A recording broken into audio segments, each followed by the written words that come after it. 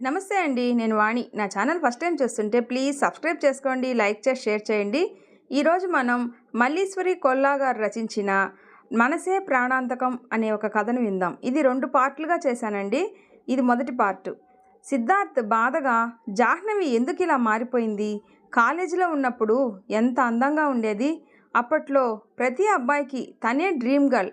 అలాంటిది ఇప్పుడు గుర్తుపట్టలేనంతగా ముఖమంతా గుంటలు పడిపోయి కళ్ళు లోపలికి పీక్కుపోయి ఎంత ఆలోచించినా జాహ్నవి ఎందుకలా మారిపోయిందో సిద్ధార్థకి అర్థం కాలేదు.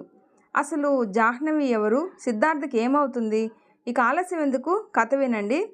సమయం ఉదయం 10 గంటలు. ఒక పెద్ద సాఫ్ట్వేర్ కంపెనీలోని తన ఛాంబర్లో కూర్చొని ఇందాక తను చూసిన విషయం గురించి దీర్ఘంగా ఆలోచిస్తూ ఉన్నాడు సిద్ధార్థ్. ఆలోచించే కొద్దీ తన మనసు బాధతో నిండిపోతుంది. ఎందుకిలా జరిగింది? జాహ్నవి ఎందుకిలా మారిపోయింది? కాలేజీలో ఉన్నప్పుడు ఎంత అందంగా ఉండేది. చూసే కొద్దీ మరీ మరీ చూడాలి అనిపించేది. అప్పట్లో కాలేజీలో ప్రతి అబ్బాయికి తనే డ్రీమ్ గర్ల్. తమ వైపు జాహ్నవి ఒక్కసారి చూస్తే చాలు అనుకునేవారు అందరూ. అలాంటిది ఇప్పుడు గుర్తుపట్టలేనంతగా మారిపోయింది. ముఖమంతా గుంటలు పడిపోయి కళ్ళు లోపలికి పీక్కుపోయి ఒంట్లోని సత్తువ ఎవరో లాగేసినట్టుగా సన్నగా అయిపోయింది. ఎంత ఆలోచించినా జాహ్నవి ఎందుకలా మారిపోయిందో సిద్ధార్థకి అర్థం కాలేదు. ఎంతసేపటికి ఆలోచనలు తెగకపోవడంతో ఎలాగైనా సాయంత్రం జాహ్నవితో మాట్లాడాలి అని నిర్ణయించుకొని పనిలో మునిగిపోయాడు సిద్ధార్థ్. సినిమా హీరోలా 6 అడుగుల అందగాడు అని చెప్పలేకపోయినా వాళ్ళకి ఏమాత్రం తీసిపోడని మాత్రం చెప్పొచ్చు. ఆకర్షించే మొహం, దృఢమైన శరీరాకృతి, సహృదయం, 6 అంకెల జీతం. తల్లిదండ్రులకు ఒక్కగానొక్క బిడ్డ. ఇంతకన్నా ఏ ఆడపిల్ల తల్లిదండ్రులకైనా ఏం కావాలి? అందుకే కట్నం విషయంలో వెనకడుగు వేయకుండా కోరి మరీ ఈ మధ్యనే తమ కూతురు సముద్రాన్ని సిద్ధార్థకిచ్చి పెళ్లి చేశారు సునంద బలరాం దంపతులు.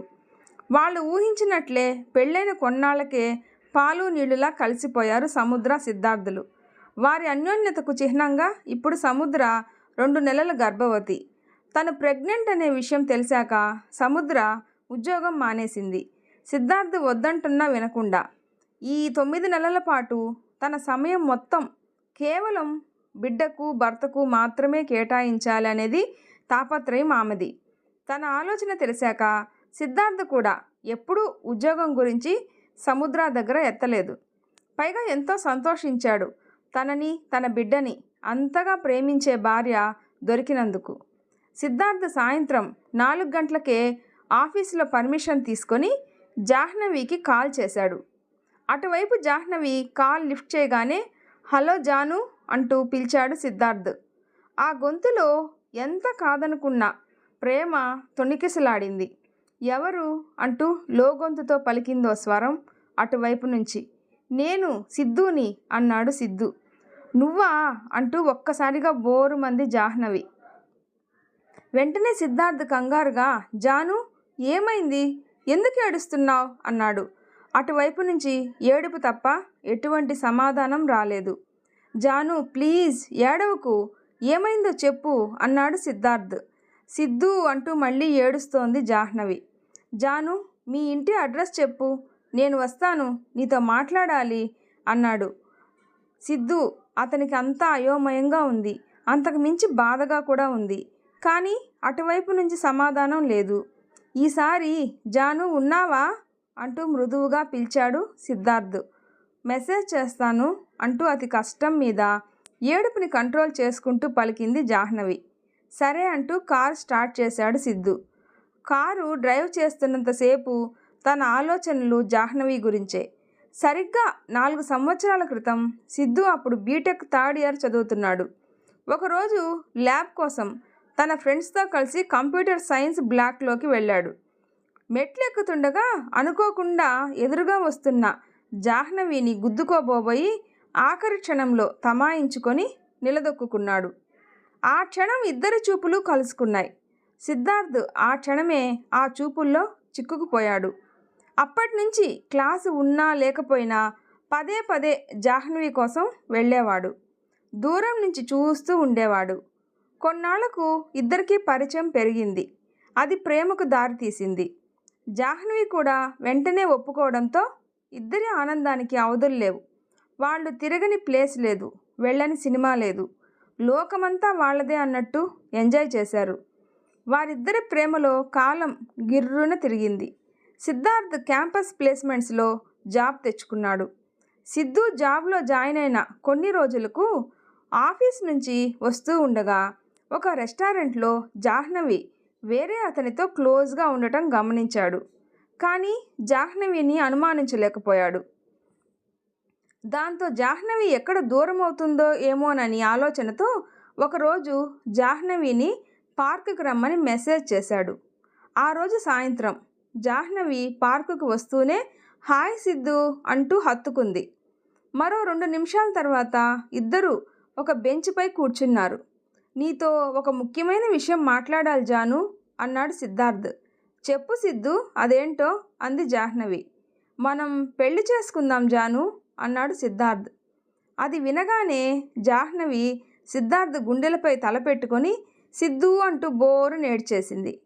ఏమైంది జాను, ఎందుకు ఏడుస్తున్నావు? కంగారుగా అడిగాడు సిద్ధార్థ్. నేను నీతో ఒక విషయం చెప్పాలి వెక్కుతూనే అంది. చెప్పు జాను ప్రేమగా తల నిమురుతూ అడిగాడు సిద్ధార్థ్. మన పెళ్ళికి మా ఇంట్లో ఒప్పించి నిన్ను సర్ప్రైజ్ చేద్దాం అనుకున్నాను, కానీ అంటూ ఆగిపోయింది జాహ్నవి. హా కానీ అన్నాడు సిద్ధార్థ్ ఆతృతగా. ఏం వినాల్సి వస్తుందో అని అతనికి భయంగా ఉంది. కొన్ని క్షణాల తర్వాత మా ఇంట్లో ఒప్పుకోలేదు సిద్ధు, ఎంత నచ్చ చెప్పినా బ్రతిమాలినా ససేమిరా అన్నారు అంది జాహ్నవి. ఎందుకు కాదన్నారు అడిగాడు సిద్ధు. వాళ్లకు ప్రేమ పెళ్ళిళ్ళ మీద నమ్మకం లేదంట సిద్ధు అంది జాహ్నవి. జాను ప్లీజ్ ఏడవకు, నేను మాట్లాడతాను మీ ఇంట్లో అంటూ సర్ది చెప్పబోయాడు సిద్ధార్థ్. వద్దు సిద్ధు, నన్ను మర్చిపో అంది జాహ్నవి. జాను ఈసారి కోపంగా పలికింది సిద్ధార్థ్ స్వరం. ఎంత చెప్పినా వినిపించుకోవడం లేదని తన బాధ. ప్లీజ్ సిద్ధు, మన విషయం తెలిసాక నాతో ఇంట్లో వాళ్ళెవ్వరూ మాట్లాడటం లేదు. ఇప్పుడు నువ్వు వస్తే పెద్ద గొడవ జరుగుతుంది. అప్పుడు నాకు వాళ్ళు శాశ్వతంగా దూరమైపోతారు అంది జాహ్నవి. అలా ఎందుకు ఆలోచిస్తున్నావు జాను? ఒకసారి పాజిటివ్గా ఆలోచించి చూడు అతి కష్టం మీద నెమ్మదిగా మాట్లాడాడు సిద్ధు. ఇంతలో జాహ్నవి ఫోన్ మోగింది. స్క్రీన్ మీద కనిపిస్తున్న పేరుని చూడగానే ఇంకా గట్టిగా ఏడుస్తూ, చూడు సిద్ధు, మా ఇంట్లో వాళ్ళు నాకు ఒక సంబంధం చూశారు. ఇప్పుడు అతనే నాకు కాల్ చేస్తున్నాడు. నా మీద ఇప్పటికే నిఘా పెట్టారు. ఎక్కువసేపు మనం కలవడం మంచిది కాదు, నేను వెళ్తాను అంటూ పైకి లేచింది జాహ్నవి. జాను ఒక్కసారి నా మాట విను అని సిద్ధు ఏదో చెప్పబోయేంతలో, నీకు మంచి భార్య వస్తుంది సిద్ధు, బాధపడకు. మనం మన తల్లిదండ్రుల కోసం విడిపోతున్నాం. మరో జన్మంటూ ఉంటే నీకు భార్యగానే పుట్టాలి అని కోరుకుంటున్నాను అంటూ సిద్ధు గుండెలపై తల పెట్టుకొని ఏడుస్తూ మరో క్షణంలోనే పరుగులాంటి నడకతో అక్కడి నుంచి లేచి వెళ్ళిపోయింది జాహ్నవి. పగిలిన మనసుతో జాహ్నవి వెళ్ళిన వైపే చూస్తూ ఉండిపోయాడు సిద్ధార్థ్. ఆ తర్వాత నుంచి జాహ్నవికి ఎన్ని కాల్స్ చేసినా మెసేజెస్ చేసినా కలవలేదు. దాంతో సిద్ధార్థ్ గుండె మోగపోయింది. తన గదిలో నుంచి బయటికి రావడమే మానేశాడు. భోజనం కూడా తల్లి బలవంతం మీద 4 ముద్దలు తిని లేచేసేవాడు. ఎప్పుడూ పరధ్యానంగా ఏదో పోగొట్టుకున్న వాడిలా ఉంటున్న సిద్ధార్థని చూడగానే ఏం జరిగి ఉంటుందో ఊహించారు సిద్ధార్థ్ తల్లిదండ్రులు. దాంతో సిద్ధార్థ్ మనసు మార్చడానికి చాలా కష్టపడి, ఇక లాభం లేకపోతే పెళ్లి చేసుకోకపోతే చచ్చిపోతాము అంటూ బెదిరించి సముద్ర మెడలో తాళి కట్టించారు తన తల్లిదండ్రులు. సముద్ర ఇంట్లో అడుగుపెట్టిన మరుక్షణం ఇంట్లో సందడి మొదలైంది. ఎప్పుడూ చిన్న పిల్లలా అల్లరి చేసేది.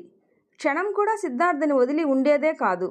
మొదట్లో సిద్ధార్థకి సముద్రకి దగ్గరగా ఉండడం ఇష్టం లేకపోయినా పసిపాపలా స్వచ్ఛమైన మనసు కలిగి అమాయకంగా ఉండే సముద్రాన్ని చూస్తే కోప్పడాలి అనిపించేదే కాదు. తన ప్రశాంతమైన వదనాన్ని చూడగానే అన్నీ మర్చిపోయేవాడు. రోజులు గడిచే కొద్దీ సముద్రతో స్నేహం పెరిగింది. ఆ తర్వాత చనువు పెరిగింది. కొన్ని రోజులకు సంపూర్ణంగా భార్యాభర్తలుగా మారారు.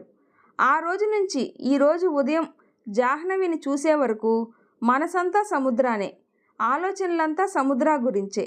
ఇలా సిద్ధార్థ ఆలోచనల్లో ఉండగానే జాహ్నవి మెసేజ్ చేసిన అడ్రస్ రావడంతో కారు ఒక పక్కన ఆపి ఆ ఇంటి దగ్గరికి వెళ్ళి తలుపు తట్టాడు. మరో 2 నిమిషాలకు జాహ్నవి తలుపు తీసింది. నలిగిపోయిన చీరని భుజాల నిండుగా కప్పుకొని అంతవరకు ఏడ్చినందువల్ల ఉబ్బిన మొహంతో కడు దీనంగా ఉన్న జాహ్నవిని చూడగానే మనసు కలుక్కుమంది సిద్ధార్థకి. క్షణాల్లో తనని దగ్గరకు తీసుకొని గుండెల్లో బంధించి ధైర్యం చెప్పాలి అనిపించింది. కానీ అతి కష్టం మీద తమాయించుకున్నాడు. ఎందుకంటే ఇప్పుడు తను సముద్ర భర్త, అంటే జాహ్నవి తనకు పరాయి ఆడదానితో సమానం. కానీ ఆ విషయం మనసు ఒప్పుకోవడం లేదు. ఇంతలో జాహ్నవి లోపలికి రమ్మని దారి చూపించింది. వెనకే అనుసరించాడు సిద్ధార్థ్. హాల్ మధ్యలో 2 కుర్చీలు వేసున్నాయి. దాంట్లో ఒకదాన్ని ముందుకు జరిపి కూర్చోమంది జాహ్నవి. సిద్ధార్థ్ కూర్చున్న వెంటనే ఇప్పుడే వస్తాను అని చెప్పి లోపలికి వెళ్ళింది. ఆ గదినంతా పరిశీలిస్తూ ఉన్నాడు సిద్ధార్థ్. అతనికి అంతా చిత్రంగా ఉంది. తనకు తెలిసిన జాహ్నవి డబ్బులో పుట్టి డబ్బులో పెరిగింది. ఎప్పుడూ జీన్సు టాప్సు వేసుకొని మోడ్రన్గా ఉండేది. అలాంటిది ఇవాళ నలిగిపోయిన చీరను కట్టుకొని ఇలా ఒక సామాన్యమైన ఇంట్లో బ్రతుకుతుంది అంటే దానికి కారణం ఏమై ఉంటుందో అంతు చిక్కడం లేదు. అతను అలా ఆలోచిస్తూ ఉండగానే చేతిలో మంచినీళ్ళ గ్లాస్తో వచ్చింది జాహ్నవి. వాటిని అందుకుంటూ కూర్చో జాను అన్నాడు సిద్ధార్థ్. అయినా కూర్చోలేదు జాహ్నవి. మీ వారు ఎక్కడున్నారు? పిల్లలు ఎంతమంది? అన్నాడు సిద్ధార్థ్. ఇంట్లో ఎవరూ కనిపించకపోవడంతో విరక్తిగా నవ్వింది జాహ్నవి. ఏమైంది జాను? ఆందోళనగా అడిగాడు సిద్ధార్థ్. ఈసారి ఏడుపు మొదలైంది. దాంతో సిద్ధు కంగారుగా జాను ఏమైంది చెప్పు అంటూ కుర్చీలో నుంచి లేచాడు. నన్ను క్షమించు సిద్ధు అంటూ 2 చేతులు జోడించింది జాహ్నవి. ఎందుకు? అడిగాడు సిద్ధు. నేను తప్పు చేశాను, కాదు పాపం చేశాను అంటూ గట్టిగా ఏడవటం మొదలుపెట్టింది జాహ్నవి. ఏం మాట్లాడుతున్నావు జాను? నువ్వు తప్పు చేయడం ఏంటి? నువ్వు ఎప్పటికీ అలా చేయవు, ఏడవకు అంటూ ఓదార్చబోయాడు సిద్ధు. అవును సిద్ధు, నేనెప్పటికీ తప్పు చెయ్యనని నువ్వు ఇంకా నమ్ముతున్నావు. కానీ నేను ఎన్ని తప్పులు చేశానో నాకే తెలియదు సిద్ధు, తెలిసి తప్పులు చేశాను అంటూ కళ్ళు తుడుచుకుంది జాహ్నవి. అసలు ఏమైంది జాను? అడిగాడు సిద్ధు. చెప్తాను సిద్ధు, మొత్తం చెప్తాను. చెప్పాక నువ్వైనా నన్ను అసహ్యించుకోనని మాటివ్వు అంటూ చెయ్యి ముందుకు చాచింది. సరేనన్నట్టు చేతిలో చెయ్యి వేశాడు సిద్ధు. సిద్ధు, నాకు యుక్త వయసు వచ్చాక నాలో ఎన్నో ఆలోచనలు కోరికలు కలిగేవి. కానీ నేను ఎప్పుడూ వాటిని ఎవ్వరితో చెప్పలేదు. ఎందుకంటే మా ఇంట్లో పద్ధతులు అలాంటివి. ఆడపిల్ల పరాయి మగాడితో చనువుగా మాట్లాడకూడదు, ఒంటి నిండా బట్టలు వేసుకోవాలి, పద్ధతిగా పనులు చేయాలి, చక్కగా పెళ్లి చేసుకొని పిల్లల్ని కనాలి అనేవారు. అప్పుడు నేను ఆలోచించేదాన్ని, ఆడపిల్ల పుట్టింది వీటి కోసమేనా? ఇంకేం లేదా? ఇదే నా జీవితం అని. అసలు అబ్బాయిల్ని మాత్రం ఎవ్వరూ పట్టించుకోరు. ఏమైనా అంటే వాడు మగాడు, ఎలాగైనా ఉండొచ్చు, ఏమైనా చేయొచ్చు అనేవారు. దాంతో నేను కూడా అబ్బాయిలాగా ఉండాలి అనుకునేదాన్ని. నాకు నచ్చినట్లు తిరిగి నచ్చినట్లు చేసి ఆడది కూడా ఇలా చెయ్యొచ్చు అని నిరూపించాలి అనుకున్నాను. అందుకే ఇంట్లో ఒప్పించి హాస్టల్లోకి మారాను. చుడీదార్లు వదిలి జీన్సులు వేసుకోవడం మొదలుపెట్టాను. డబ్బులు విచ్చలవిడిగా ఖర్చు పెట్టేదాన్ని. అప్పుడే నాకు చాలామంది అబ్బాయిలు పరిచయం అయ్యారు. వారందరూ నా చూపు కోసం తపిస్తుంటే నాకు ఎంత గర్వంగా ఉండేదో తెలుసా? ప్రపంచంలో నేనే గొప్ప అందగత్తెనని భావించేదాన్ని. దాంతో నా కళ్ళు నెత్తికెక్కాయి. అలాంటి సమయంలోనే ఒకరోజు ఒక అతనితో సుఖపడ్డాను. అప్పటినుంచి నేను కూడా అలాగే ఉండాలి అనుకున్నాను. దానికి ఎంజాయ్మెంట్ అనే పేరు పెట్టుకున్నాను. అలాగే నీతో కూడా అంటూ తలెత్తి సిద్ధార్థ్ కళ్ళల్లోకి చూసింది జాహ్నవి. అప్పటి వరకు జాహ్నవి చెప్తున్నది నిజమేనా అని ఆలోచిస్తున్న సిద్ధార్థ్కి ఒకరోజు జరిగిన సంఘటన గుర్తుకొచ్చింది. ఒకరోజు జాహ్నవి సిద్ధార్థ్ ఇద్దరూ రాత్రి సెకండ్ షో సినిమాకి వెళ్ళారు. సినిమా అయిపోయేసరికి బాగా లేట్ అవడంతో ఇద్దరూ సిద్ధు గదికి వచ్చారు. ఒకవైపు వయసు ప్రభావం, మరోవైపు సినిమా ప్రభావం ఇద్దరినీ కుదురుగా ఉండనివ్వలేదు. దాంతో ఆ రాత్రి వారికి ఒక మధురమైన రాత్రిగా మిగిలిపోయింది. కానీ అదే రాత్రి భవిష్యత్తుని అంధకారం చేస్తుంది అని గ్రహించి ఉంటే పరిస్థితి ఇప్పుడు ఇలా ఉండేది కాదేమో. సిద్ధార్థ్ ఆలోచనల్లో ఉండగానే, నన్ను క్షమించు సిద్ధు, నువ్వు నన్ను ఎంత నిజాయితీగా ప్రేమించావో నాకు తెలుసు. కానీ అప్పుడు ఉన్న నా మానసిక పరిస్థితిని బట్టి జీవితం అంటే ఎంజాయ్మెంట్ మాత్రమే అనుకున్నాను. అసలు నువ్వు ఏదో ఒకరోజు పెళ్లి గురించి అడుగుతావు అని నాకు ముందే తెలుసు. అందుకే నీకెలా సమాధానం చెప్పాలో ముందే ఆలోచించుకొని ఉన్నాను. దాంట్లో భాగంగానే నాకు పెళ్ళి అని, ఇంట్లో వాళ్ళు చచ్చిపోతామన్నారని ఏదేదో చెప్పాను. నిజాయితీగా ప్రేమించిన వాడివి కదా, నేను చెప్పినవన్నీ నమ్మేశావు. నీ బాధ ఆ క్షణం నుంచి తీరిపోతుంది అనుకున్నాను. కానీ అప్పుడే అసలైన సమస్య మొదలైంది. కొన్ని నెలలకు జ్వరం మొదలైంది. ఎన్ని రోజులైనా తగ్గకపోవడంతో హాస్పిటల్లో జాయిన్ అయ్యాను. డాక్టర్లు అన్ని టెస్టులు చేశారు. మలేరియా, టైఫాయిడ్ ఏమీ కాకపోవడంతో చివరగా యూరిన్ టెస్ట్ కూడా చేశారు. అప్పుడే తెలిసింది నాకు హెచ్ఐవి అని అంటూ సిద్ధు వైపు చూసింది జాహ్నవి. భూమి బద్దలైపోతున్నట్టుగా తలంతా తిరిగిపోయింది సిద్ధుకి. నాకు హెచ్ఐవి పాజిటివ్ అంటే నేను నమ్మలేదు Siddhu. Already HIV window period దాటేయడంతో అది ఎయిడ్స్గా రూపాంతరం చెందింది. డాక్టర్లు ఇంకొన్ని సంవత్సరాలకు మించి బతకను అని చెప్పేశారు. కానీ నాకు అప్పుడే చావాలి అనిపించలేదు. అందుకే ఏం మందులు వాడైనా సరే జబ్బు నయం చేయమని వేడుకున్నాను. ఆ క్షణం డాక్టర్లు నా వంక ఎంత అసహ్యంగా చూశారో తెలుసా సిద్ధు. ఒక చీడ పురుగును చూసినట్టు చూసి, ప్రాణాల మీద ఇంత ఆశ ఉన్నదానివి ఇలాంటి తప్పులు ఎందుకు చేశావు అన్నారు. మౌనమే నా సమాధానం అయింది. ఆ క్షణం తర్వాత నా చుట్టుపక్కల ఒక్కరు కూడా లేరు. వెళ్తూ వెళ్తూ వాళ్ళు చూసిన చూపులు, మాటలు నాకింకా గుర్తున్నాయి. విషయం అందరికీ తెలిసింది.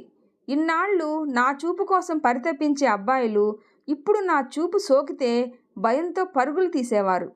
ఆఖరికి నేను చేసిన పనులు తెలిసి ఇంట్లో వాళ్ళు మొహం మీదే తలుపులేసేశారు. ఊర్లో నా గురించి తెలిసి మా ఇంట్లో వాళ్ళని ఖాళీ చేయమని ఒక్కటే గొడవ చేయడంతో వాళ్ళంతా రాత్రికి రాత్రే ఎక్కడికో వెళ్ళిపోయారు, నాకు కూడా చెప్పకుండా. అప్పటి నుంచి నేను సమాజంలో అంటరాని దాన్ని అయిపోయాను సిద్ధు. ఎవరితో మాట్లాడలేను, ఏ పని చేయలేను. చేసిన తప్పులకి పశ్చాత్తాపపడుతూ, చావు కోసం ఎదురు చూస్తూ ఇలా ఒంటరిగా బ్రతకడం తప్ప. కానీ నిజం చెప్పాలంటే ఇప్పుడు బ్రతకడానికి కూడా ధైర్యం లేదు అంటూ చెప్పడం ముగించింది జాహ్నవి. సిద్ధు ఏం మాట్లాడలేదు. తన మనసంతా భయంతో నిండిపోయింది. సిద్ధు, నువ్వైనా నన్ను క్షమిస్తావు కదూ అంది జాహ్నవి ఆశగా. నాకు అన్నాడు సిద్ధు అతి కష్టం మీద గొంతు పెగల్చుకొని. హా, నీకు అడిగింది జాహ్నవి. నాకు కూడా ఎయిడ్స్ అంటూ ఇక చెప్పలేక ఆగిపోయాడు సిద్ధు.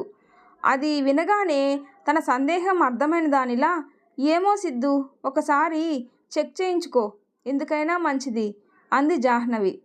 ఇంతలో సిద్ధు ఫోన్ మోగింది. స్క్రీన్ మీద సముద్ర పేరు చూడగానే టైం చూశాడు సిద్ధు. అప్పటికే సమయం 6 దాటడంతో కంగారుగా లేచి, నేను బయలుదేరాలి అన్నాడు. ఒక్క నిమిషం కాఫీ తీసుకొస్తాను అంటూ మరో మాటకి తావివ్వకుండా కిచెన్లోకి నడిచింది జాహ్నవి. మరో 5 నిమిషాల తర్వాత కాఫీ కప్పుతో బయటికి వచ్చిన జాహ్నవికి సిద్ధార్థ్ కనపడలేదు. అతను ఎందుకు వెళ్ళిపోయాడో అర్థం కావడంతో విరక్తిగా నవ్వుకుంది జాహ్నవి. సిద్ధు కార్ డ్రైవ్ చేస్తున్నాడే కానీ మనసులో లేదు. ఆ రోజు క్షణికావేశంలో తను జాహ్నవితో చేసిన తప్పు, ఆ రోజు చేసిన తప్పు ఈరోజు మెడకు చుట్టుకుంటుంది అని అతను ఊహించలేదు. ఊహించుంటే ఇలా జరిగేదే కాదు. కానీ ఇప్పుడు ఏం చేయాలి? సముద్రకు తన మొహం ఎలా చూపించాలి అనే ఆలోచన రాగానే మనసంతా వికలమైపోయింది. ఆ ఆలోచనలతోనే ఇల్లు చేరుకున్నాడు సిద్ధార్థ్. ఇంట్లోకి అడుగుపెట్టేసరికి సముద్ర నవ్వుతూ ఎదురొచ్చింది. రోజు సాయంత్రం ఆఫీసు నుంచి రాగానే సముద్రాన్ని దగ్గరకు తీసుకొని తన కడుపులో ఉన్న బిడ్డతో ఆఫీస్ కబుర్లన్నీ చెప్తూ సరదాగా గడిపే సిద్ధార్థ్కి ఈరోజు సముద్రాన్ని చూడగానే భయం కలిగింది. దాంతో వేగంగా తన గదిలోకి వెళ్ళిపోయి ఫ్రెష్ అవ్వడానికి బాత్రూంలోకి దూరిపోయాడు. భర్త ఈరోజు కొత్తగా ప్రవర్తించిన ఆఫీసులో టెన్షన్స్ ఏమో అని సముద్ర సరిపెట్టుకొని కాఫీ కలపడానికి వంటగదిలోకి వెళ్ళింది. సిద్ధార్థ్ స్నానం చేస్తున్నాడన్న మాటే కానీ మనసంతా ఎన్నో ఆలోచనలు. జాహ్నవికి ఎయిడ్స్ ఉందంటే అది తనకు కూడా వచ్చుంటుంది. ఇప్పుడు తనని పెళ్లి చేసుకున్నందుకు సముద్రాకి కూడా వచ్చి ఉండొచ్చు. మరి తన బిడ్డకి ఒకవేళ తను చేసిన తప్పు వల్ల అభం శుభం తెలియని ఆ పసిగందుకు కూడా వస్తే ఎలా అనే ఆలోచన రాగానే బాధతో మౌనంగా రోధించాడు సిద్ధార్థ్. తను ఫ్రెష్ అయ్యేసరికి సముద్ర కాఫీ కప్పుతో వచ్చింది. కాఫీ తీసుకొని సముద్ర ఏదో అడగబోయేంతలో, నాకు కొంచెం వర్క్ ఉంది సముద్ర, కాసేపు డిస్టర్బ్ చేయకు అన్నాడు. సరే అని తాగేసిన కాఫీ కప్ అందుకొని కిచెన్లోకి వెళ్ళి సిద్ధుకి ఇష్టమైన వంటలు చేయడం మొదలుపెట్టింది సముద్ర. ఆ క్షణానికి గండం గడిచినంతగా హాయిగా ఊపిరి పీల్చుకున్నాడు సిద్ధార్థ్ సముద్రకి నిజం చెప్పాడా? నిజం చెప్పిన తర్వాత సముద్ర దాన్ని ఎలా తీసుకుంది? చివరికి ఏం జరిగింది? సిద్ధార్థకి అసలు జబ్బు ఉందా లేదా అనేది మనం చివరిగా రేపు ముగింపులో తెలుసుకుందాం. Thanks for watching.